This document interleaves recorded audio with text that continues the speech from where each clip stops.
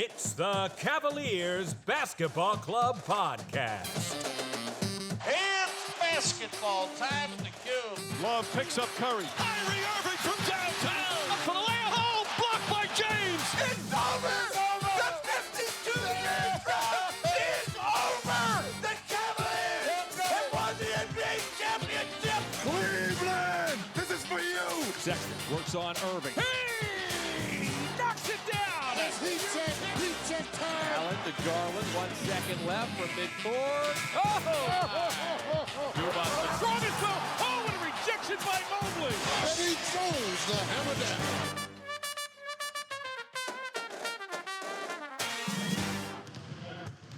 The shoot-around. It's the conference finals. The Celtics and the Heat are representing the East, and the Warriors and Mavs are representing the West. So far, it looks like the East series could go 7, while sadly, the Warriors could sweep at this point. What's your observation? I'm not really pulling for any of these teams. However, I am hoping that the Mavs can get it together to put up more of a fight against the Warriors.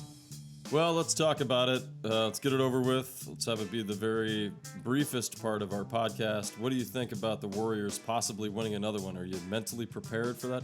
I don't know if I'm mentally prepared right now. It is a testament to how good they are and how well they play together, especially Steve Kerr, really doing a great job of being a great tactician and having the offense and defense change almost every other possession against some of these teams, especially the Mavericks, because right now Luka looks completely confused as to how to attack the Warriors. So I like good basketball, but I'm not really in a mental space, in a good headspace of wanting to see the Warriors in the championship again. How are you dealing with this, Adam? I don't care. I long ago gave up caring about who wins and who loses. I just care about what our team does. During the run of the 4 straight finals appearances that the Cavs had with LeBron when he came back, they certainly were our foe, and they beat us 3 out of the 4 times. That one time is a little bittersweet. We'll always have that. At the end of the day, I don't really care all that much because 2 things come to mind. Number 1, they've been a hotspot destination for players to go there for the last 5-6 years. They were able to pull Durant in. They've had Andrew Wiggins for many seasons. They have Otto Porter on the team. They were able to get Klay Thompson back. Across the board, they're fundamentally a solid basketball team, but they're also extremely talented. Bunch of superstars on the team. Oh, and by the way, Steph Curry is having an unbelievable last half of his career, whatever's going on there. So I'm not surprised. And then the second thing is Steve Kerr, one of my favorite basketball players of all time. The guy went around and learned the game from some of the greatest coaches in, Phil Jackson and Greg Popovich. Won rings with them, saw how to be a leader and saw how to run a team on the court. Knows how to be dynamic enough with the way he runs his offenses and his defenses that, like you mentioned, he can pivot and change what they're going to do depending on what he sees from the other team. So they have the greatest possibility right now of making it all the way. And I don't care. Rajon Rondo has been in the news recently. 1. Being reported as the main reason why Garland struggled in the second half of the year, and the other on an assault charge. What do we make of these reports?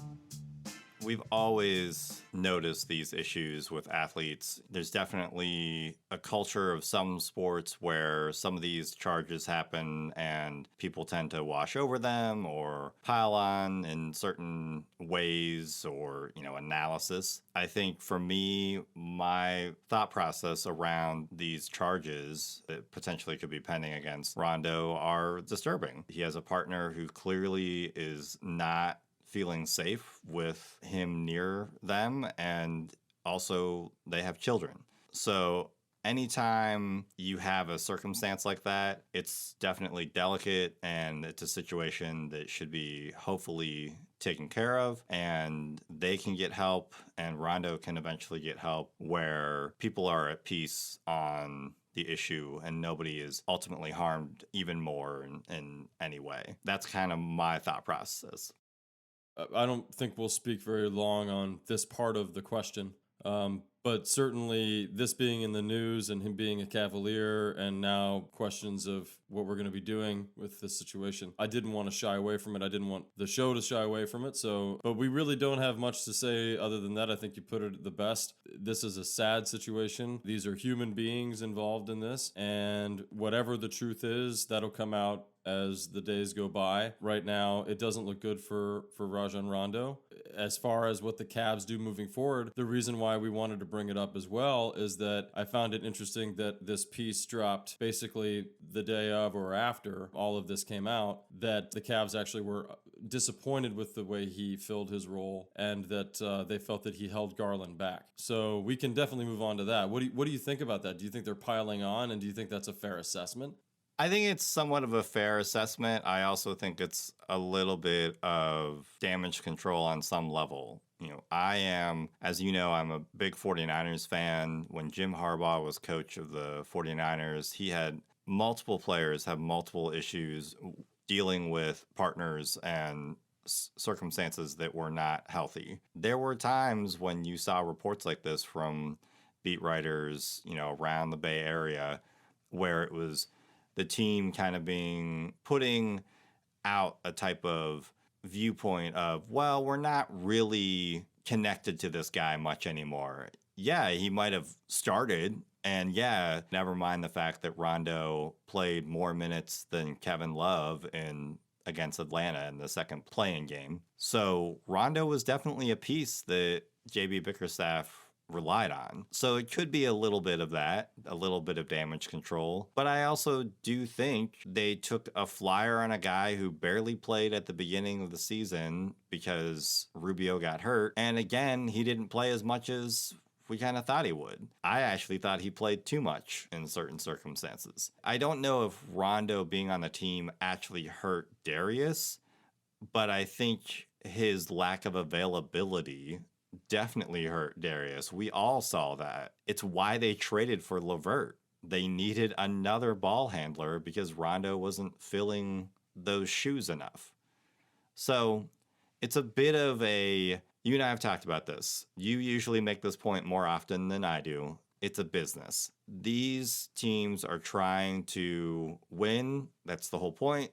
The more you win, the more money you get. We're not trying to be crass about the situation at all. However, it does come across a little bit of hey, let's kind of shade the light and the view a little bit of how involved Rondo was. And also maybe he might have messed with Darius a little bit. So I don't know how fair it is to pile on in that instance.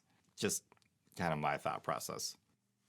Rondo didn't feel like the proper fit coming in from day one, and obviously almost immediately he had an injury. Even Chris Fedor, for the article that we were talking about here, a part that I had pulled out was that Rondo was expected to fill the on-court void and bring some much-needed stability to the second unit, the void that was there because of Rubio's absence. But he played in just 21 of a possible 45 games because of a sprained toe, followed by an ankle sprain. One member of the organization pointed to Rondo's slower-than-expected recovery as a reason for why all-star guard Darius Garland was physically and mentally drained by the end of the season. So when I read that, I did think two things at once, which was, okay, they're doing damage control, this is a business, and they're finding reason to say, hey, he didn't fit anyway.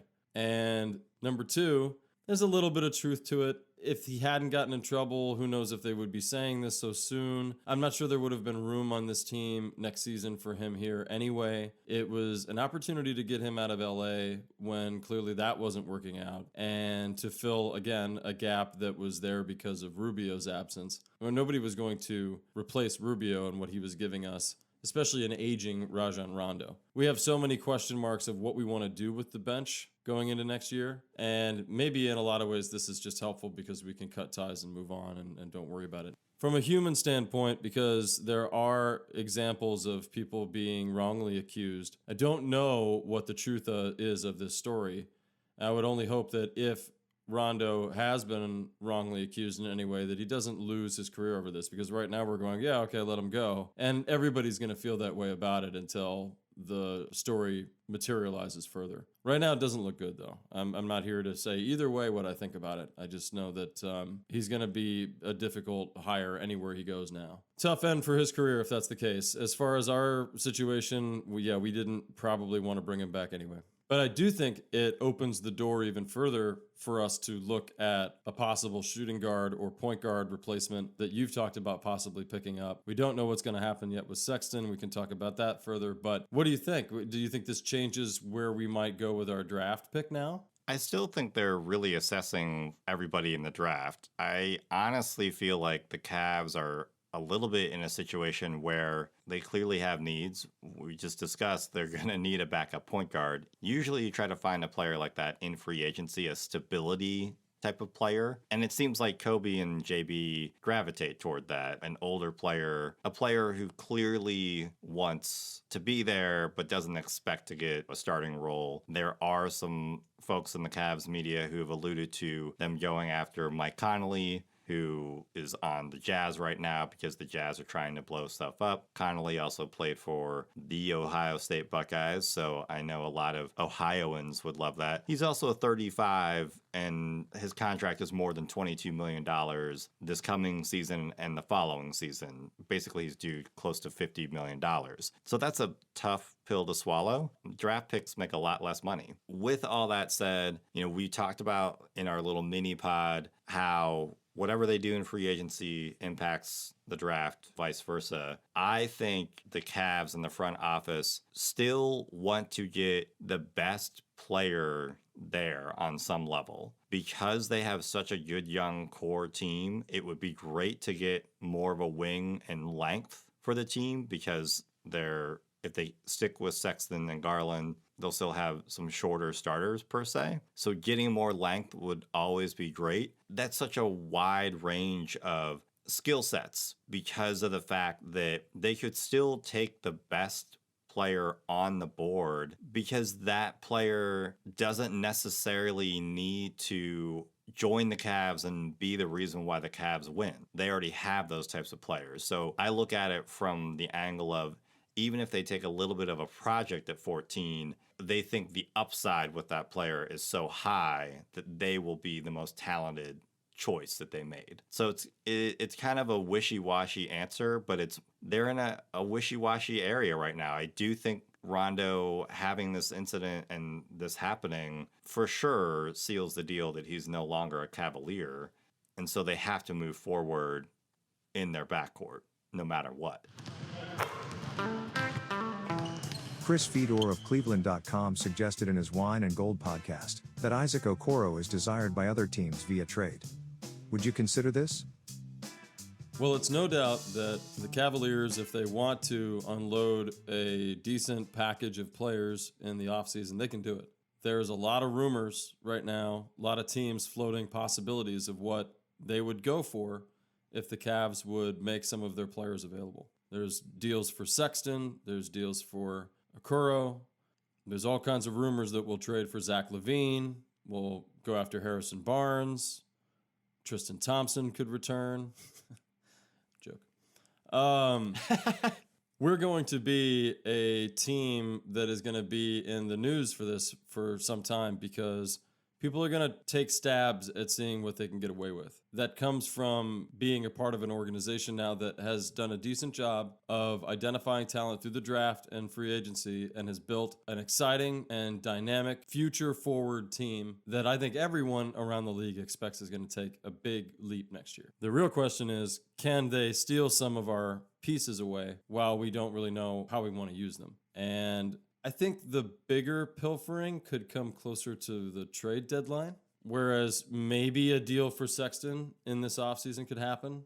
I think that could happen, and you'd see a lot of pieces be moved. I know there's been a rumor with the Mavericks that he could go for many pieces. They'd be willing to trade many individuals there for him. The reason why I'm dodging the question so far is that Okoro is so low on my list for who I would move first. And I've often considered him more as a additional piece or an icing on the cake that we might have to give up, and not so much a main piece, somebody that would actually be sought after at this moment in his career. I do think eventually he will be one of those players. I think Andrew Wiggins, who we mentioned earlier in the podcast, he could easily be a player like that.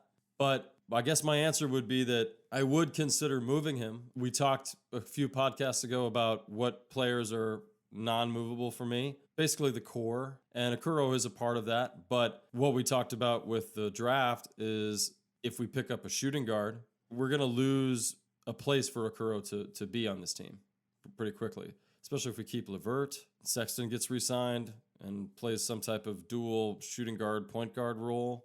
I love Okoro. I'm excited about his future and his career. Under the right circumstances, which could be forming now, yeah, I'd consider it. How about you? What do you think? I think they're in a situation right now where they have to have a lot of players on the table. We've mentioned the core three per se, where the Cavs have essentially alluded to the media and other teams that Garland, Allen, and Mobley are untouchable. We like other players. Okoro is a player we like a lot. But moves happen all the time where, unfortunately, a player you like a lot moved off. We know that in the past, we've had Cavaliers leave that were fan favorites and players that we thought would stick around a lot longer. I do think that there could be a problem with the backcourt, and if Okoro isn't progressing offensively, that's still really his biggest struggle. If he isn't progressing on that side of the ball, I definitely see what you're saying with something could happen at the trade deadline where, you know, he's a young enough player that still has good upside, really great defender, but unfortunately he's just not able to get in an offensive flow with the Cavs. But maybe in a different place, there's more of a potential for that.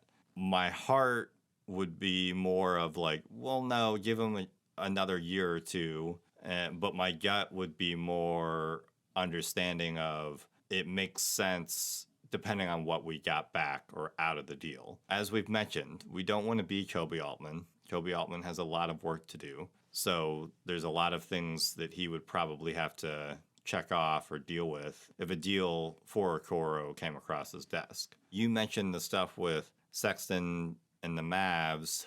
That stuff is even a little more outlandish for me because the Mavs are dealing with so many cap issues. And so on some level, the Cavs might have to take a bunch of money. Yeah, the Cavs have space, but not that much space compared to other teams. And to give up a guy like Sexton, who we might be able to sign for a decent contract, it gets in that weird rumor area where there's like a lot of gray going on. And then, you know, you like plop it in the trade machine and you're like, oh, this works. All right, I guess maybe. But I think that Okoro and Sexton, when it's all said and done, will be Cavaliers next year. Now, you brought up LeVert. I could see where LeVert would be moved before either of those players because of how his contract is structured and that he's 27. You and I have mentioned it in the past. I do think they have a really big decision to make with Kevin Love. I think Love has really excelled this past season, was second in sixth man votes. But this is the biggest value he's had. And he is right now the largest free agency signing for Kobe Altman. It was a huge contract, and really it's only paid dividends for 1 year. So I don't know if Altman would ship him or not, but it's tough. The final seconds. What do you make of Kyrie's recent comments about his exit from Cleveland in an interview with Brad Botkin of CBS Sports? Personally, I'm just kind of done talking about Kyrie on a lot of levels. I think Kyrie has a lot of decisions that he has to make this offseason, and it's very intriguing to me that stuff is coming up about how he moved on from the Cavaliers, and right now he's in a very similar situation. No, an easier situation, because it's closer to when his actual contract is up versus when he forced his hand and requested a trade from Cleveland. His contract was not even close to expiring. I believe he had 2 seasons left. So I find that intriguing, the parallels. I really wish I didn't have to take everything he says with a grain of salt, because there's a lot of misremembering here and there's a lot of misdirection here. it's almost like his mouth and his brain are trying to dribble the way he physically dribbles a basketball, because it doesn't really make a lot of sense to rehash this stuff and to kind of do it in a way that alludes to that they were so close to a championship and all these other things would have happened. I'm at a loss. I'm kind of tired of hashing stuff out with Kyrie. What do you think? We got a little bit of an excerpt here that I'm going to read. It says, this is from what he had said. If I was in the same maturity line and understanding of who I am now, and I look back, we definitely would have won more championships, because there would have been a better man-to-man understanding with LeBron about what I'm going through. I didn't know how to share my emotions. I didn't know how to do that. So instead of sharing, I isolated myself. My problem with Kyrie is that it's always about Kyrie. Even in reflection, Kyrie's just thinking about how Kyrie should have thought differently about Kyrie, and then everything would have been better.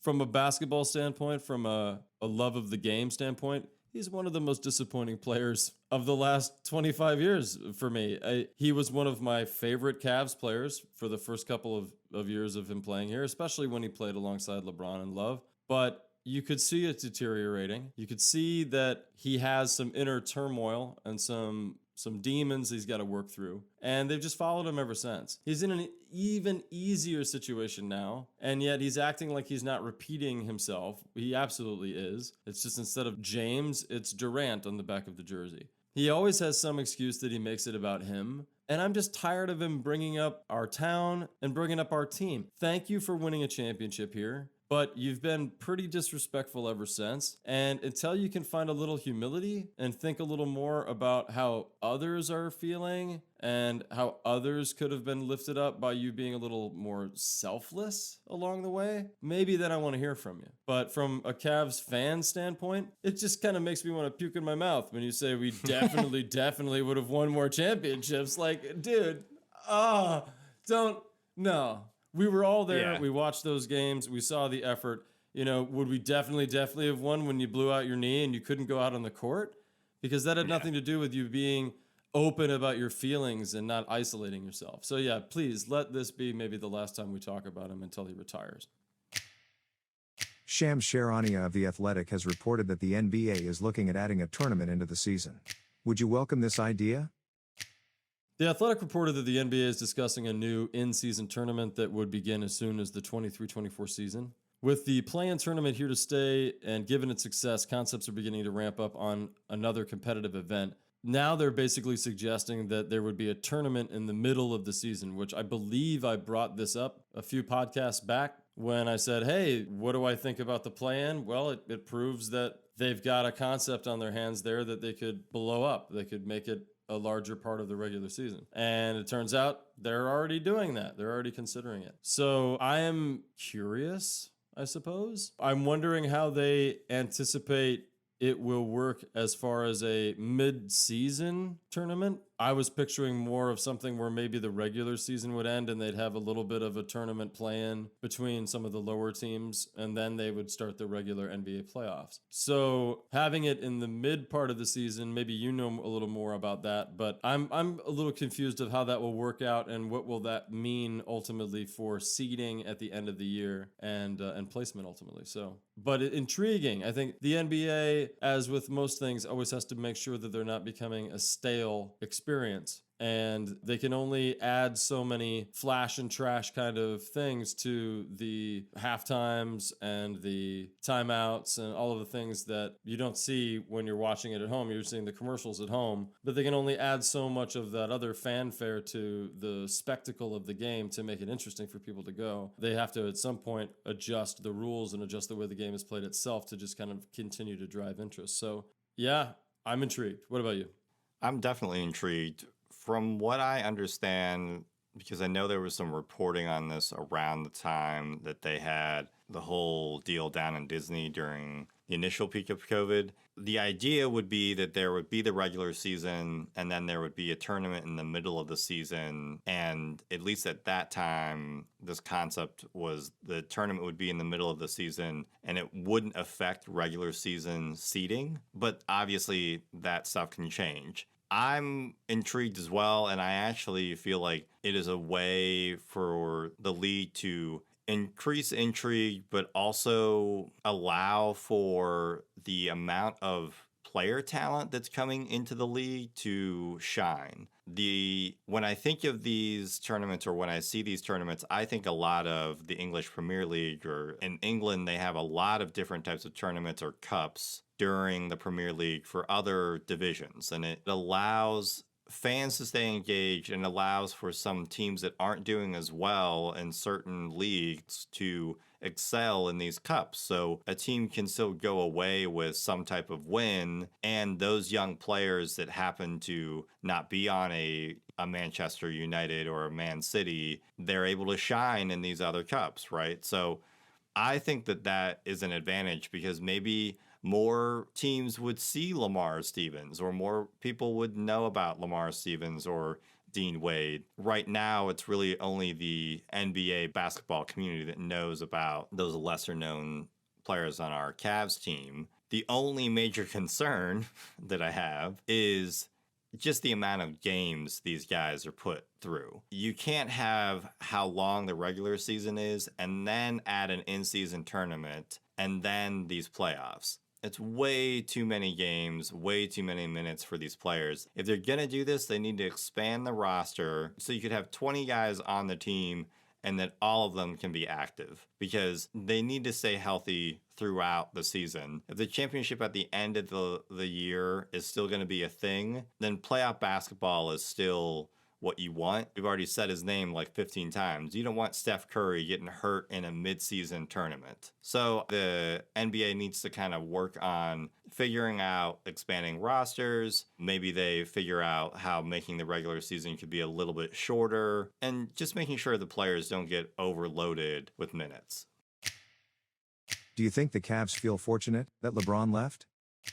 I think after this season, the Cavs feel that way. They have a young core, a young team that is being led by 2 All-Stars, and potentially Mobley will be an All-Star next year. So yeah, I think they feel fortunate. They also are probably looking over in LA and seeing there's so much chaos coming out of that front office in respect to their coaching search and what to do with Westbrook. And you could write a whole series on HBO just about what's going on. Oh, wait, they're already doing that, except it's with Magic Johnson, and it was when the team first started. So I think that if you interviewed the front office off mic and in a closet that was completely soundproof, I think they would say it was time for LeBron to leave when he did, the second time. I don't think they'd agree that it was time for him to leave. I think they had a game plan to keep him here till he retired, and they really thought that their pitch was going to work. Of, hey, you're going to be moving into a retirement home soon when it comes to how you play in this league, and it would be better to build a younger team around you. It can no longer be you and your young friends forming a team and then building bets around that to win. It has to be the opposite. And he went, nah, I'm going to go out and focus on winning the way I always have and building the next stage, which is his entertainment career. He prioritized the entertainment career over his basketball career. And we said that he may not win another championship when he went out there. Well, he got one more. And that probably is his last one, at least as a Laker, because the chips have not fallen very well for them. Davis is too injury prone. They went for Westbrook. That was like the nail in the coffin for sure. I don't think the Cavs, when he left, were happy about it. I think only now can they probably say, it's good that you're where you are and it's good that we're where we are. And I think I saw a little bit of that when they came out and talked about how once the national media turned their attention to us, the only question they had was, maybe LeBron will come back and play with this team.